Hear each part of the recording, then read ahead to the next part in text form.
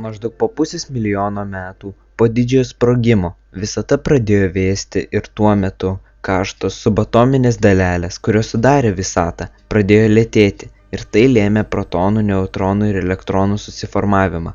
Visata toliau vėso ir susidarė atomai.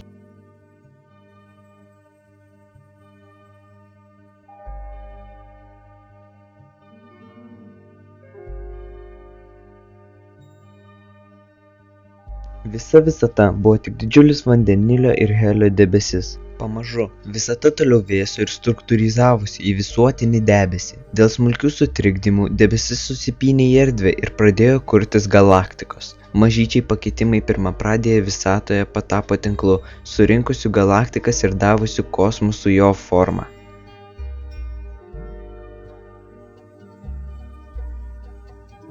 Šios galaktikos pasiskirstė susiformavusioje struktūroje ir lyg šokdamos su savo gravitaciniais laukais suformavo juostas, besitęsiančias per amžinybę.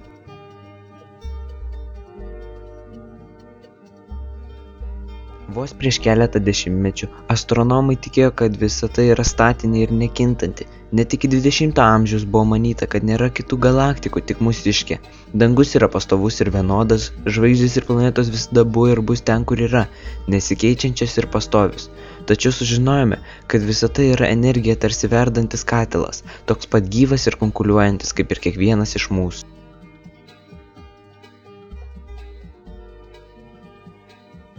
Žvaigždės gimsta, šviečia ir sprogsta. Žvaigždinis vėjas pučia milžiniškas dujų audras per tarpžvaigždinę erdvę. Juodosios skylės suryja viską, ką paliečia. Galaktikos susiduria viena su kita, paleidžiančia žvaigždės į amžinybę. O visata auga vis didesnė su kiekviena minute.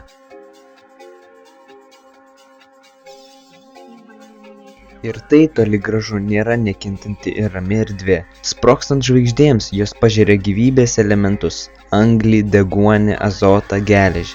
Visus reikiamus komponentus planetoms susiformuoti ir gyvybei prasidėti. Mes labiau susieti su visata negu manome. Žvaigždės yra mūsų protėviai, o mes jų atžalos.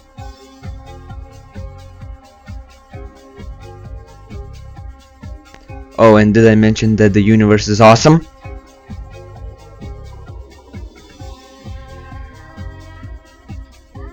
Kai dėl gravitacijos, sukdamiesi ir judėdami link centro, kūnai sukūrė tankų materijos gniužulą, dar vadinamą pirmine arba proto žvaigžde. Iš pradžių joje šiluma atsirado dėl trinties, bet kai temperatūra pakilo iki 10 milijonų pagal Celsijų ribos, prasidėjo branduolinis lydymasis. Taip, prieš 4,5 milijardo metų gimė mūsų žvaigždė. Vandenilio atomai jungėsi tarpusavyje suformuodami helį.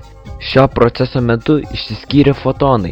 Tai buvo pirmoji šviesa, kurią išspinduliavo mūsų Saulė ir ji bus toliau skleidžiama dar 4 milijardus metų.